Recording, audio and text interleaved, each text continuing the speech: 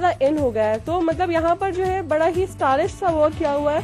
The very attraction point of this suit is इसकी neckline. आप देख सकते हैं इसके ऊपर जो है पूरे मोतियों का काम किया हुआ है, जो कि बेहद खूबसूरत लग रहा है। और इसको एक डिफरेंट फिनिश देने के लिए कुछ लेदर टच दिया हुआ है, जैसा कि आप इनकी डोरियां देख सकते हैं या नेकलाइन देख सकते हैं।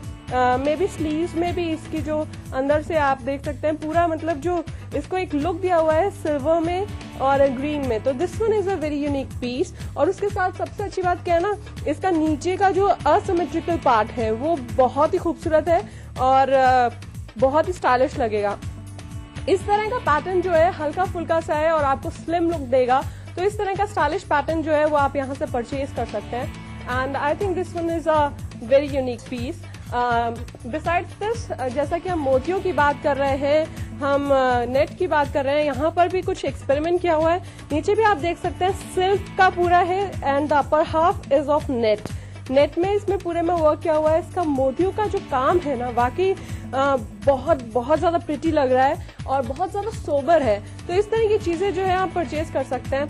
ये जो है आपकी वेडिंग को और ज्यादा खूबसूरत बनाएंगी। जैसा कि मैं आपको हमेशा कहती आ रही हूँ कि कुछ कलर्स होते हैं सीजन्स में जो सबसे ज्यादा इन होते हैं। ग्रीन्स सबसे ज्यादा इन है, मरून सबसे ज्यादा इन है, हम कह सकते हैं बेज बहुत ज्यादा इन है। तो इस तरह की चीजें जो है कलर्स में भी आप ट्राई कर सकते हैं जो मार्केट में आपको मिल जाएंगे, लेकिन कुछ खास कुछ डिफरेंट वैरायटी आप देख सकते हैं। वेल, इनके साथ टीम अप करने के लिए कुछ एक्सेसरीज भी आपको मिल जाएंगी। जैसा कि मैं यहाँ पर देख सकती हूँ बड़े ही यूनिक से पर्सेज अवेलेबल है, क्लचेस अवेलेबल है। तो इस तरह की चीजें भी जो है परचेज कर सकते हैं। इसमें भी आप देख सकते हैं कि जो एम्ब्रॉयडरी की गई है हैंड एम्ब्रॉयडरी है और उसे एक यूनिक एंटीक फिनिश में आप देख सकते हैं उभारा गया है, जो कि बहुत ही स्टाइलिश है। इस तरह के क्लचेस जो है वो परचेज कर सकते हैं यहाँ से। मे बी कुछ स्टोन से जड़ा हुई यहाँ पर छोटे छोटे क्लचेस हैं, बैग्स हैं, जो कि वाकई बहुत प्यारे हैं। इस तरह की चीजें जो है साड़ीज के साथ अगर आप टीम अप करेंगे या सूट्स के साथ टीम अप करेंगे तो बहुत ही प्रिटी लगेंगे। तो आप जो है एक्सेसरीज भी यहाँ से परचेज कर सकते हैं अपने सूट्स के साथ या साड़ीज के साथ। वेल, कॉम्बिनेशंस में देख रही हूँ, कॉम्बिनेशंस बहुत सारे हैं, बेहद खूबसूरत हैं। जैसे कि मैं आजकल हैंगिंग्स देख रही हूँ। आप डिस्क में जाते हैं या फिर पार्टीज में जाते हैं तो जरूरी नहीं है हाथ में आप क्लचेस पकड़े। इस तरह के जो है आप बैग्स भी यहाँ से परचेज कर सकते हैं हैंगिंग्स में। और इस पर भी आप देख सकते हैं स्टोन्स का वर्क किया गया है, जो कि बहुत खूबसूरत है। वेलवेट का वर्क किया गया है और सिल्क में बनाया गया है। तो अलग अलग कॉम्बिनेशन, अलग अलग पर्सन्स आपको यहाँ से मिल जाएंगे। बस आपको ड्रेस सिलेक्ट करनी है और उसके साथ टीम अप करनी है अपनी accessories and you are ready to go in any occasion. अब फिलहाल वक्त हो चला है आपसे इजाजत लेने का, क्योंकि वक्त हो गया है खत्म, लेकिन एक प्रॉमिस के साथ कि हम फिर मिलेंगे कल और देखेंगे क्या है खास मार्केट में, कुछ नया लेकर आएंगे एक बार फिर से। तब तक के लिए अपनी दोस्त यामिनी को दीजिए इजाजत। खुदा हाफिज। तो शॉपिंग करके मजा आया ना। फिलहाल वक्त हो गया है आपसे इजाजत लेने का, इसलिए चाहूंगी कि आपसे इजाजत ले लो। लेकिन इजाजत लेने से पहले हर बार की तरह आपको लिखवाती हूँ अपना पता, तो जल्दी से नोट कर लीजिए हमारा पता है अदा ETV Urdu 3rd floor 2E/12 near Videocon Tower, Jhandewalan extension, new Delhi. ada.urdu@etv.co.in। फिलहाल सूरती को दीजिए इजाजत। अगली बार होगी फिर से मुलाकात इसी जगह पर, इसी चैनल पर, इसी टाइम पर। तब तक के लिए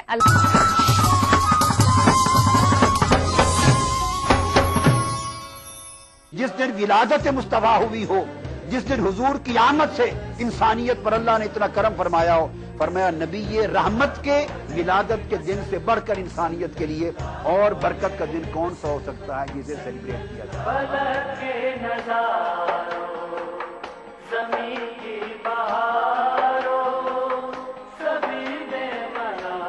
मिलादुन नबी हर पीर से जुमेरात दोपहर 2:30 बजे सिर्फ ETV उर्दू पर। दक्कन की हर छोटी बड़ी सरगर्मी पर हमारी नजर, लेकिन आप तक पहुंचाते हैं सिर्फ वो खबर जो करे आपको बेदार। सियासत के गलियारों से रोजमर्रा की जिंदगी में, दक्कन के गोशे गोशे से आप तक खबरें पहुंचाता दक्कन नामा, रोजाना शाम 6:30 बजे।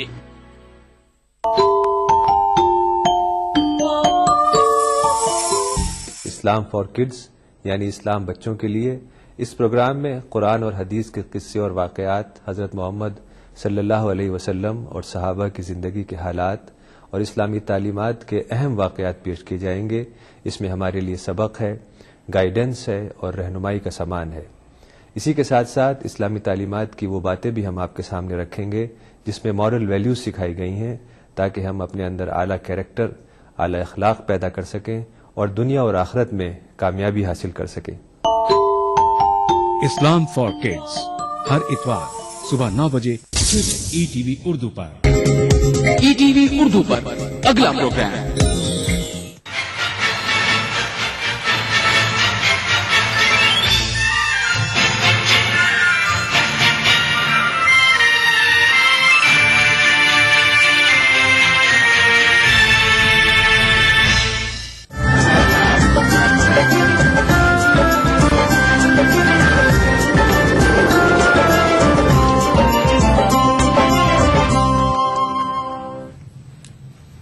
नाज़रीन आदाब, ETV उर्दू न्यूज में आपका खैर मकदम है। आप देख रहे हैं खास बात। मैं हूं सैयद अहमद जीलानी। पहले नजर सुर्खियों पर।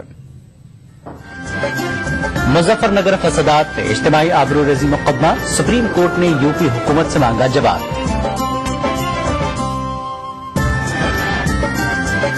सोनिया ने भी खेला सेकुलर कार्ड, कहा अहम अपोजिशन नफरत फैलाकर समाज को कर रहा है तकसीम। Indian Muslim democratic front 30% reservation के लिए चलाएगा मुल्कगीर मुहिम, बहुत जल्द होगा मुहिम का आगाज। और बोहरा फिरके के रूहानी पेशवा सैयदना बुरहानुद्दीन का इंतकाल, फिरके में गम की लहर।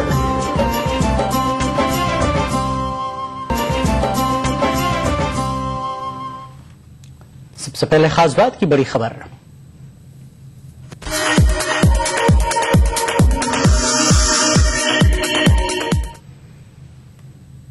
उत्तर प्रदेश के मुजफ्फरनगर में फसादात के दौरान इज्तिमाई आबरूरेजी मामले में सुप्रीम कोर्ट ने उत्तर प्रदेश हुकूमत से 2 हफ्ते के अंदर जवाब मांगा है।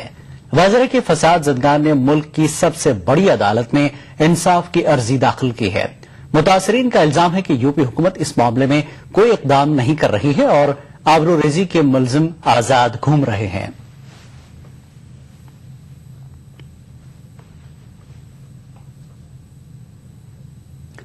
ऑल इंडिया कांग्रेस कमेटी के इजलास में सोनिया गांधी ने तमाम मौज़ूआत के साथ सेकुलर कार्ड भी इस्तेमाल किया। इजलास से खिताब करते हुए सोनिया गांधी ने कांग्रेस की क़यादत वाली यूपीए हुकूमत की कारकर्दगी की सताइश की और कहा कि तमाम दिक्कतों और शदीद मुखालफतों के बावजूद कांग्रेस ने अपनी क़यादत का सफर मुसलसल जारी रखा। उन्होंने कहा कि अवाम को बाइख्तियार बनाने के लिए मनमोहन सिंह ने कई अहम कानून वज़ा किए। इस मौके पर सोनिया ने अहम अपोजिशन जमात बीजेपी को निशाने पर लिया। सोनिया ने कहा कि बीजेपी समाज में मुनाफरत फैलाकर मुल्क को तकसीम करने की कोशिश कर रही है। सोनिया ने कहा कि कांग्रेस आम इंतखाबात के लिए तैयार है।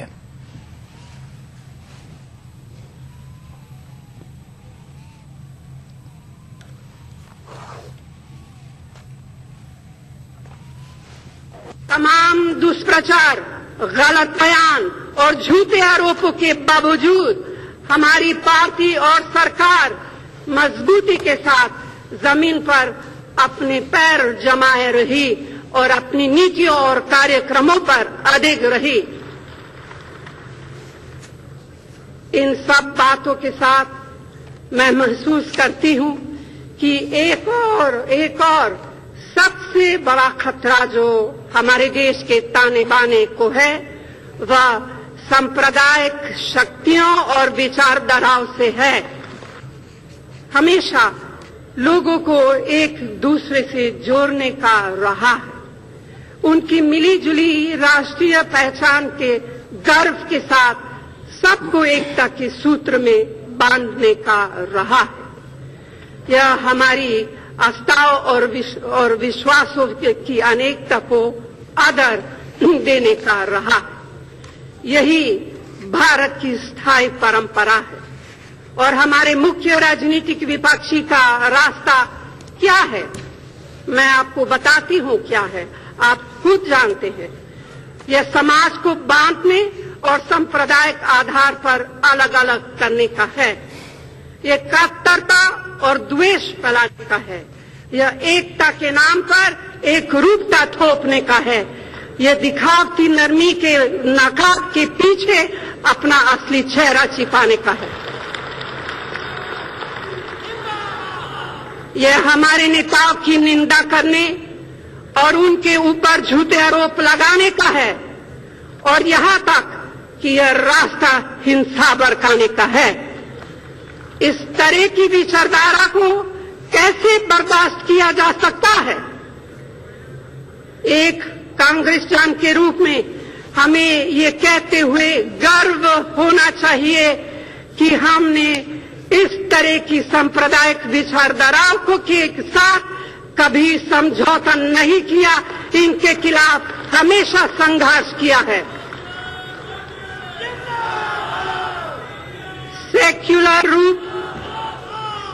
सेक्युलर रूप और प्रकृति ही हमारे देश की सबसे बड़ी पहचान है। इसमें सबकी अवस्थाओं के लिए बराबर सम्मान है।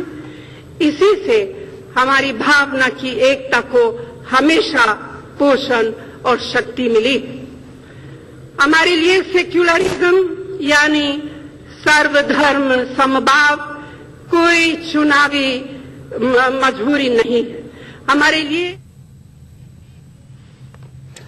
राष्ट्रीय जनता दल के सरबराह लालू प्रसाद यादव ने सोनिया गांधी की तायीद करते हुए कहा कि फरकापरस्त ताकतों के खिलाफ उनका मिशन मुश्तरका है। लालू ने बीजेपी और मोदी पर तंज करते हुए कहा कि इन ताकतों ने सियासी मफाद के लिए अब मुल्क की तरक्की को दांव पर लगा दिया है। सोनिया जी जो बोली है वही मिशन है हमारा। उसी मिशन में मैं लगातार आप लोगों को बोलता हूं। इसलिए सांप्रदायिकता रोका बंद न करो उसको, बंद करिए।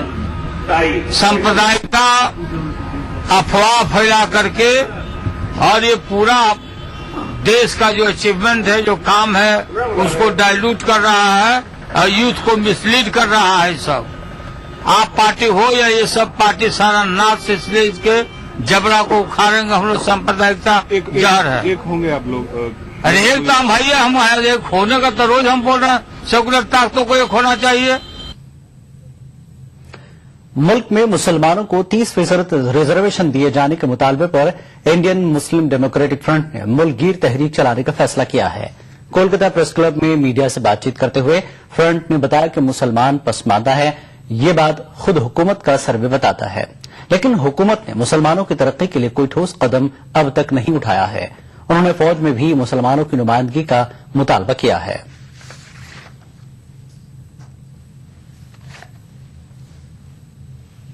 तकरीबन 30 करोड़ के ऊपर है। मुस्लिम रेजिमेंट कीजिए। मुसलमानों के खिलाफ जो फालतू हवा उड़ाए हुए हैं इसको खत्म ऑटोमेटिकली हो जाएगा अगर मुस्लिम रेजिमेंट रहेगा। देखिए मुसलमान लड़के के साथ दुश्मन का दांत ठंडा कर सकता है, खट्टा कर सकता है। और 30% reservation by of compulsory, not quota, not पिछड़ा हुआ तबका, नॉट पिछड़ा तबका। जो नुकसान किए हैं गवर्नमेंट पे बात है, नुकसान गवर्नमेंट से हुआ है। दाऊदी बोहरा फिरके के रूहानी पेशवा सैयदना बुरहानुद्दीन का इंतकाल हो गया है। वो 98 बरस के थे। सैयदना बुरहानुद्दीन दाऊदी बोहरा फिरके के 52वें रूहानी पेशवा थे। मुंबई में उनका मुख्तसर अदालत के बाद इंतकाल हो गया। पसमानदगान में 7 बेटे और 3 बेटियां हैं। सैयदना बुरहानुद्दीन 6 मार्च 1915 को सूरत में पैदा हुए थे। सैयदना अपनी हयात में ही अपने दूसरे बेटे मुफज्जल सैफुद्दीन को अपना जानशीन मुकर्रर कर दिया था।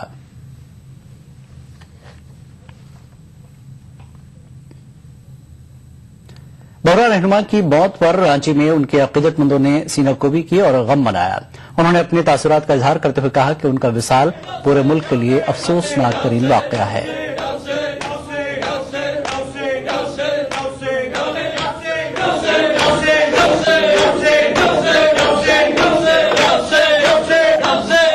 इनका गम हम लोग कभी भी भुला नहीं सकते। ये हमारे दिल में बसे हुए हैं। गम हमसे पूरी दुनिया को इसका गम हो गया। पूरी कायनात उनके बिना छेड़ी हो गई।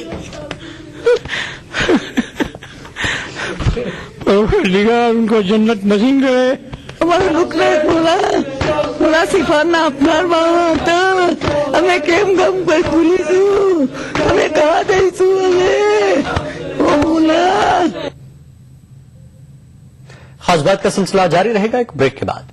देखिए ETV उर्दू सभी DTH प्लेटफॉर्म पर, डिश टीवी पर चैनल नंबर 787, एयरटेल पर चैनल नंबर 610, टाटा स्काई पर चैनल नंबर 176, बिग टीवी पर चैनल नंबर 972, वीडियोकॉन पर चैनल नंबर 750। देखिए आपका अपना चैनल और भी बेहतर क्वालिटी में।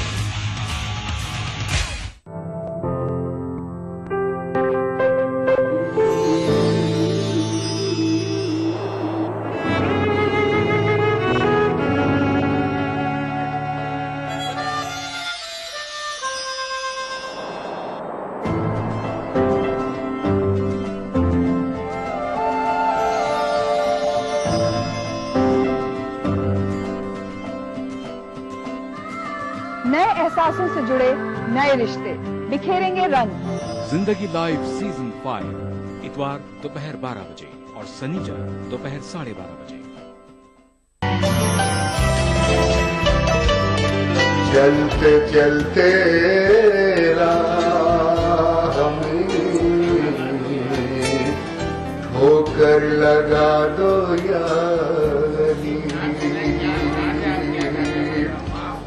संग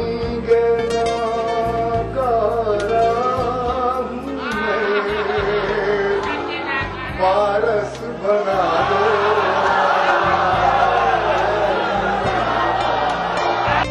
मेरे मौला ने बिन मांगे मुझे हर शय अता कर दी। मेरे मौला ने बिन मांगे मुझे हर शय अता कर दी। फकत इतना हुआ था मैं गमे शब्बीर ले आया। अली के लाल ने खींची है वो हदे फासिल, अली के लाल ने खींची है वो हदे फासिल कि आज तक हक व बातिल में बोल चाल नहीं। जश्न अब्बास के नाम से मौसूम इलाहाबाद में मुनक्किदा बज़्म मुसालिमा देखिए शनिचर रात 9:30 बजे सिर्फ ETV उर्दू पर।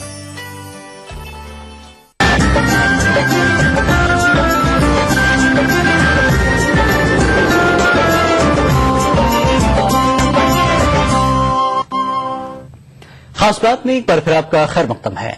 उत्तर प्रदेश मदरसा तालीमी बोर्ड इम्तिहानात के निजाम में बुनियादी तब्दीलियां करने जा रहा है। बोर्ड ने तय किया है कि साफ और शफाफ इम्तिहानात कराने के लिए यूपी बोर्ड की तर्ज पर इम्तिहानात कराए जाएंगे।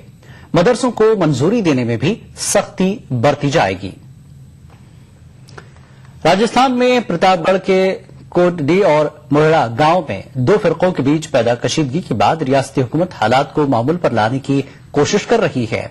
वहीं कुछ मुस्लिम तंजीमें भी अमन शांति बहाल करने में लगी हैं। इस सिलसिले में doctor Zakir Hussain welfare society के नुमाइंदों ने वज़ीर आला वसुंधरा राजे से मुलाकात की और हालात को मामूल पर लाने के लिए ठोस इक़दाम करने की दरख्वास्त की। साथ ही सोसाइटी ने मुतासरीन को राहत पहुंचाने और मुलजमीन के खिलाफ सख्त कार्रवाई करने का भी मुतालबा किया। हालात वहां चल रहे हैं, हमने उनसे एक डिमांड ये करी कि भाई दोषियों को आप सख्त सजा दें और जो लोग परेशान हो रहे हैं उनकी हिफाजत के लिए कुछ करें। तो वसुंधरा जी ने हमें इस काम के लिए पूरा अश्योर किया कि वहां एक कैबिनेट मंत्री नंदलाल मीणा जी की वहां उन्होंने ड्यूटी लगाई हुई है। दूसरा हमने उनसे ये कहा कि साहब आप एक और कैबिनेट मंत्री को आप वहां भेजें, तो उन्होंने हमारी वो बात तुरंत मानी और उन्होंने कहा कि ठीक है भाई मैं इस पे चर्चा करती हूं। दूसरा हमने उनसे कहा कि साहब आप पुलिस और प्रशासन को पूरा चुस्त दुरुस्त करें। कल जैसे मीटिंग ली थी एक और मीटिंग आप करें। उनकी तरफ से हमें पूरा आश्वासन मिला और उन्होंने हमें ये बिल्कुल साफ कहा कि दोषियों को बख्शा नहीं जाएगा और निर्दोषों की वहां पूरी हिफाजत की जाएगी, पूरी सुरक्षा की जाएगी। जो भी वहां पीड़ित हैं, जैसे आज अखबार में हम लोगों ने पढ़ा कि भाई वहां हॉस्पिटल तक लोग पहुंच नहीं पा रहे हैं, खिदमत नहीं हो पा रही, उनकी सेवा नहीं हो पा रही है। तो हमारी सोसाइटी का एक शिष्टमंडल हो सकता है कि कल प्रशासन से इजाजत लेके कल प्रतापगढ़ पहुंचे और हम उनकी। कानपुर के बलहौर और घाटमपुर तहसील को कानपुर कलेक्ट्रेट से जोड़ने के मुतालबे को लेकर कानपुर के वकला ने कचहरी में खामोश एहतजाज किया। वाज़ेह के बलहौर और घाटमपुर तहसील कानपुर शहर के करीब होने के बावजूद इन दोनों तहसीलों को दूसरे जिले कानपुर देहात से जोड़ दिया गया है।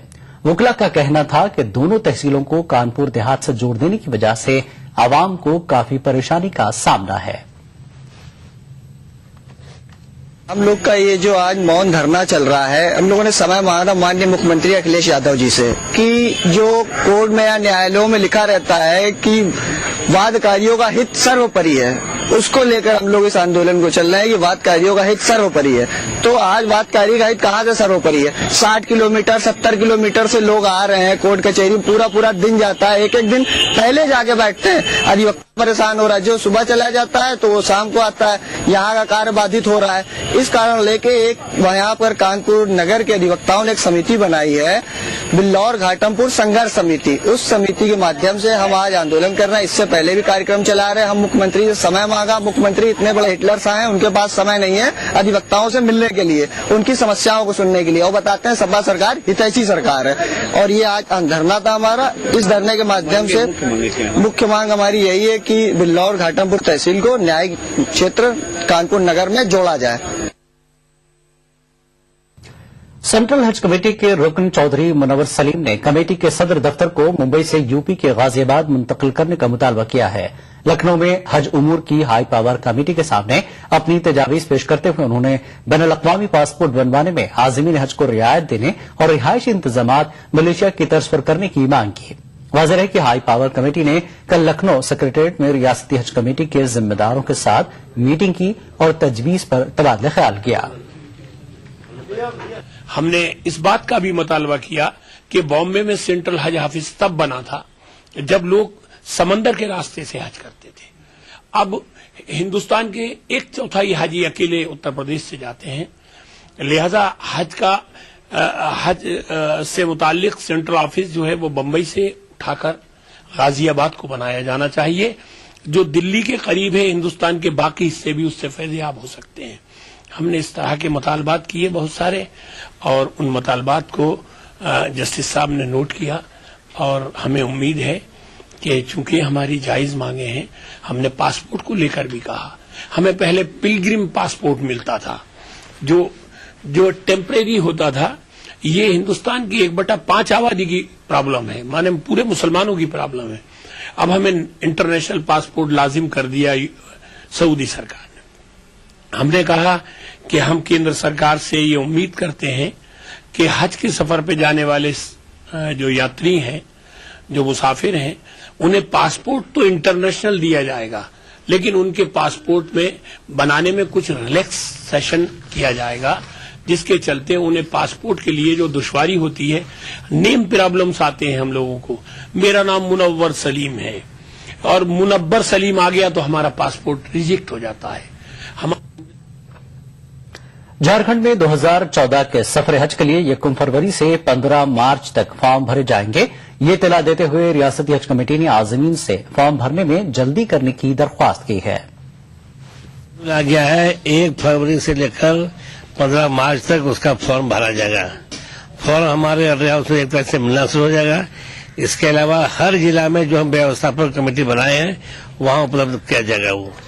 उसमें जरूरी है कि पासपोर्ट होना अनिवार्य है, इसलिए हमने रिक्वेस्ट कर बैठक करके विभाग को हिदायत दिए हैं जो जल्द से जल्द पासपोर्ट बनवा दिया जाए जो रुका हुआ है।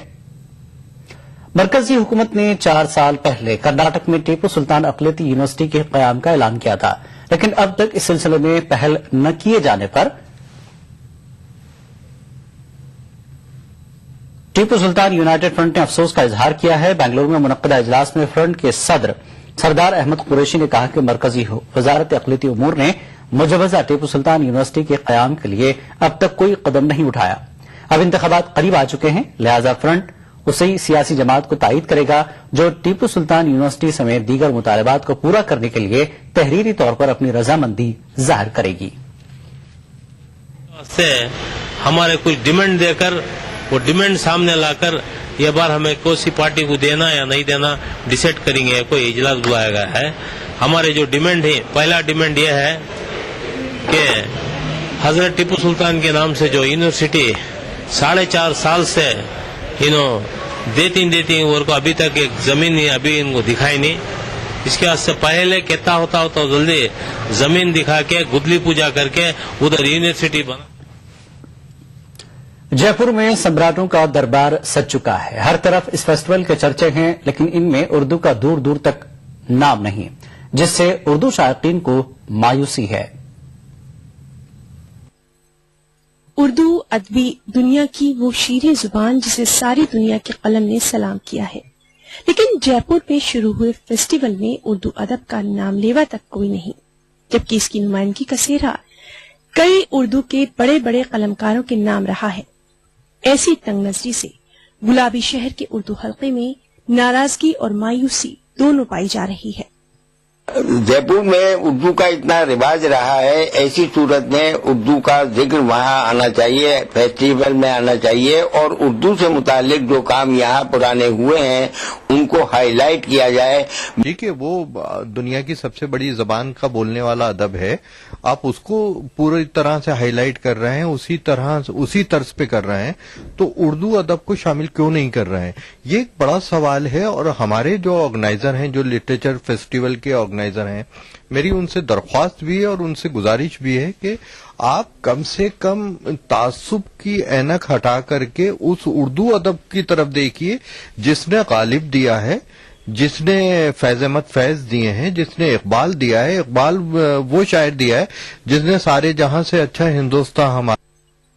अगर राजस्थान और उर्दू जुबान के रिश्ते की बात करें तो फारसी के पहले साहिब दीवान गैर मुस्लिम शायर मनोहर दास तोसनी का ताल्लुक जयपुर से था। मौलवी अब्दुल हक ने जयपुर को छोटी दिल्ली तक कह डाला। राजस्थान को मीर गालिब, दर्द और ज़ौक़ जैसे कई शायरों के शागिर्द भी नसीब हुए। आज राजस्थान में 3 यूनिवर्सिटीज में उर्दू बतौर सब्जेक्ट पढ़ाई जाती है। जोधपुर के शीन काफ निजाम को अदबी दुनिया के सबसे बड़े अवार्ड साहित्य अकेडमी अवार्ड से नवाजा गया। इसके अलावा राजस्थान ने कई बेहतरीन अदीब और शायर उर्दू जुबान को दिए हैं, जिन पर आज पूरी अदबी दुनिया नाज करती है। अब सवाल ये है कि किस तरह इस फेस्टिवल में उर्दू को नजरअंदाज किया गया। ऐसे गुलाबी शहर में उर्दू के साथ इतना इंसाफी का किसी ने तसव्वुर भी नहीं किया था। ETV news, Jaipur, Rajasthan. खास बात का सिलसिला जारी रहेगा एक और ब्रेक के बाद।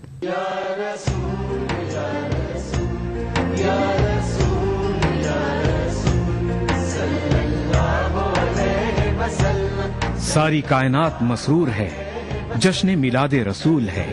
नबियों के सरदार निगाह इश्क व मस्ती में वही अव्वल, वही आखिर, वही कुरआन, वही फुरकान, वही यासीन, वही ताहा। मैं आया तेरे दरबार, मैं आया तेरे दरबार, मेरी तुझ इंसानियत के लिए मोहसिन इंसानियत का पैगाम सीरत रसूल के मुख्तलिफ गोशों का अहाता करता हुआ लाइव फोन इन प्रोग्राम, हुब्बे नबी से सरशार नातों का हसीन गुलदस्ता, जश्न मिलादुन नबी, हर पीर से जुमा रात 10:30 बजे सिर्फ ईटीवी उर्दू पर। जिस दिन विलादत मुस्तफा हुई हो, जिस दिन हुजूर की आमद से इंसानियत पर अल्लाह ने इतना करम फरमाया हो, फरमाया नबी ये रहमत के विलादत के दिन से बढ़कर इंसानियत के लिए और बरकत का दिन कौन सा हो सकता है जिसे सेलिब्रेट किया जाए।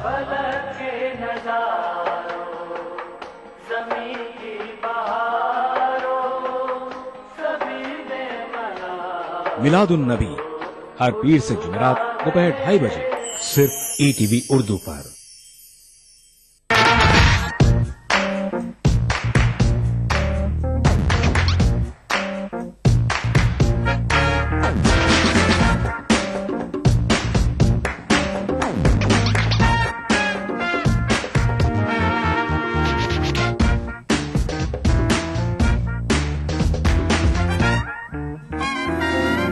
चटपटे और लजीज पकवानों का जायका अक्से रसोई, पीर का जुमा दोपहर 1:30 बजे सिर्फ ईटीवी उर्दू पर। गर फिरदौस बर्रुए जमी अस्त, हमी अस्तो हमी अस्तो हमी अस्त। जम्मू कश्मीर के हर वाकये और हर पहलू पर ईटीवी की नजर। देखिए ईटीवी उर्दू कश्मीर रोजाना शाम 7 बजे और सुबह 7:30 बजे सिर्फ ईटीवी उर्दू पर।